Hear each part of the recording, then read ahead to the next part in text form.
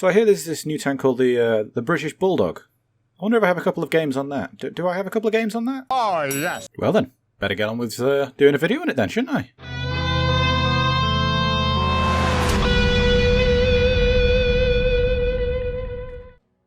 Hello and welcome to World Tanks with me, Jack the Ripper.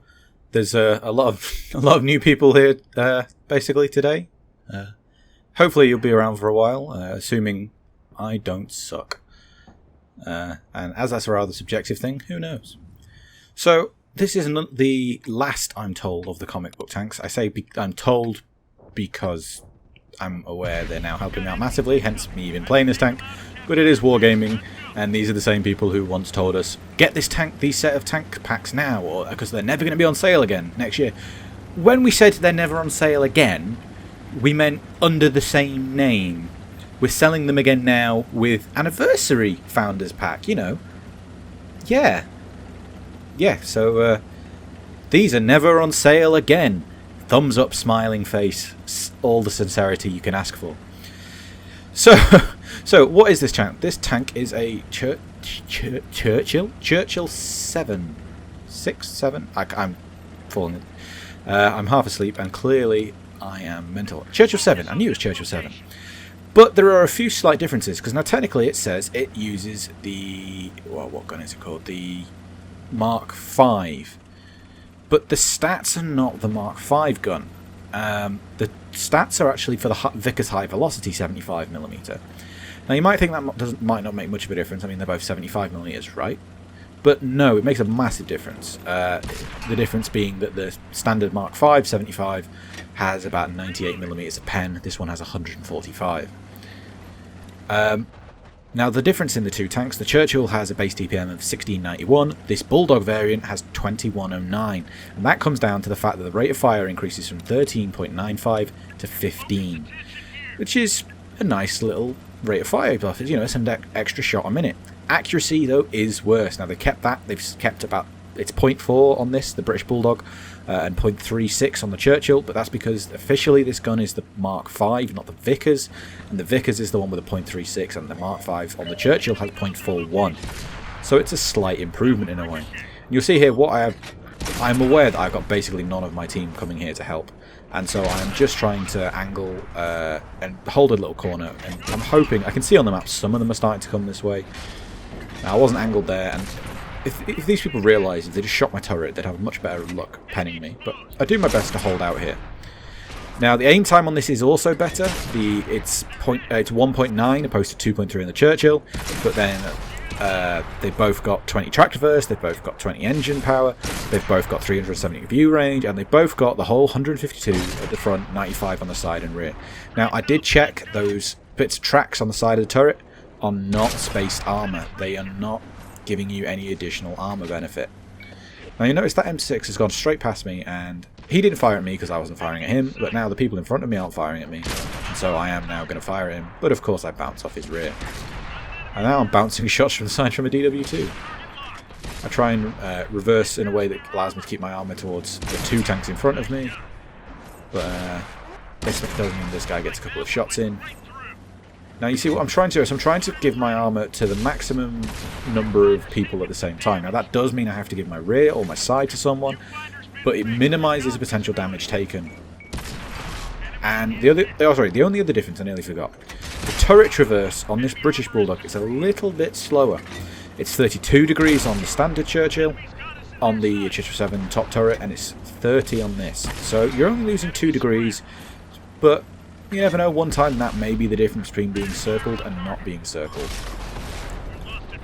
Now I am generally, you see, trying to manually aim some of these shots rather than RB and clicking, and maybe I should have RB and clicked a few of them. Got a nice little fire there, and that's the Pertums for Hydro down.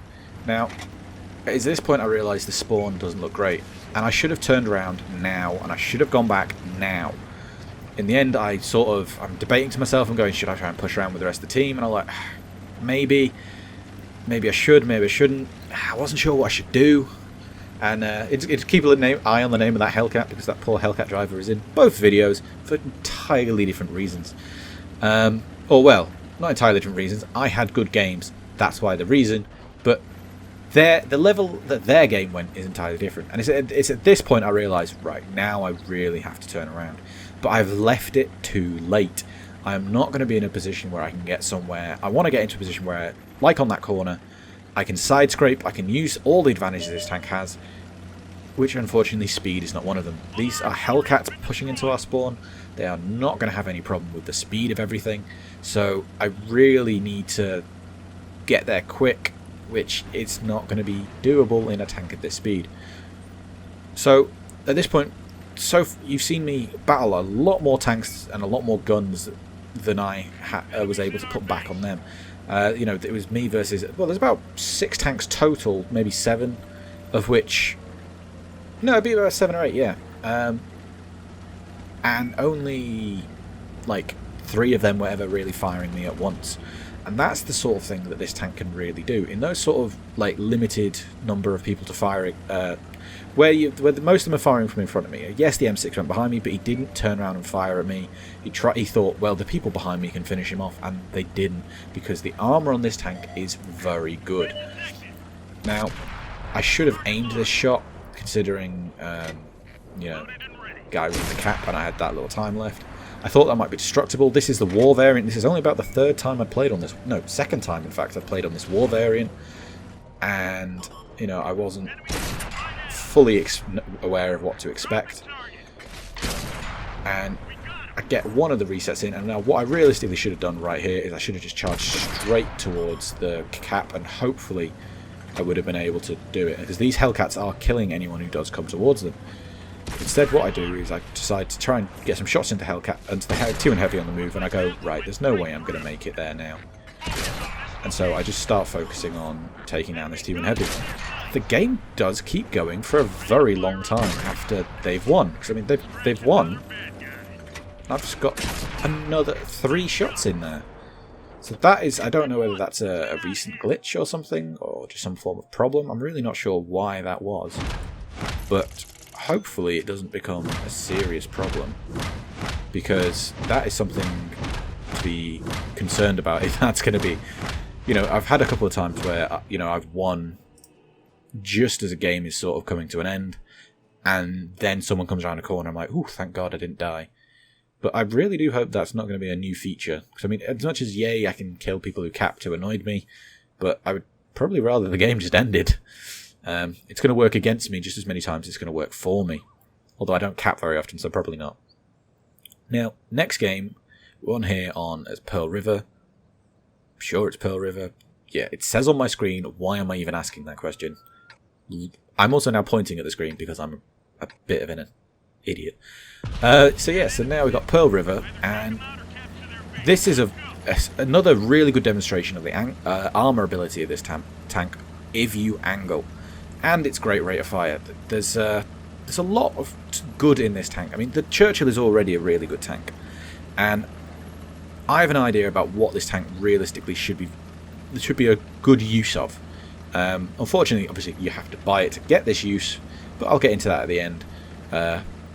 I'll explain then, or it'll become apparent why I want to wait for the end then. So, you see what I'm heading to the middle. Now, you might wonder, there is a lot better side-scraping opportunities going on that sort of D0 up to B8 sort of diagonal line over there, that little valley. But the issue you get with that is you're just not as mobile. I have to get to these places, and with a tank that is going this sort of speed, by the time I get there, either everyone's going to be dead. No, I'd say pretty much everyone's going to be dead, or my team are going to have completely lost. If your team are completely lost, then you don't want to be there, at which point you need to start running away. So, that's not a particularly good set of options. Whereas here, I'm nice and close, and when I get here, there's likely to be tanks.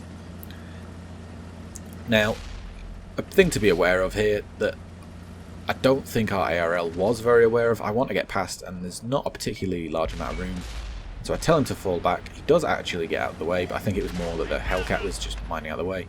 Now this tank has 12 degrees of gun depression. I didn't check actually, and I probably should have, whether the standard Churchill does. I don't think it does, but this does. And so what I'm going to do here is I'm going to charge forward, And you'll see what I'm doing is I'm trying to angle between all of the tanks. And it's working out rather nicely. So I aim for the tracking shot, I get him tracked. You see, so far I've taken one damaging hit, because I've managed to angle perfectly at every single one of these guys. And not one of them has enough of an angle on me that they can actually penetrate. I probably should have kept firing at the front drive wheel, considering it was keeping him penned and doing damage. At that point I thought, let's just get the damaging roll in. But yeah, you see, I just charged in there.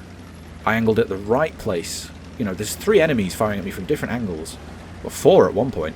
But because I aimed exactly in the middle of them, I was able to give the maximum amount of armor value to the maximum number of people. And this is what I think this is, just, you know, a real... Oh, I thought that guy was going to flip.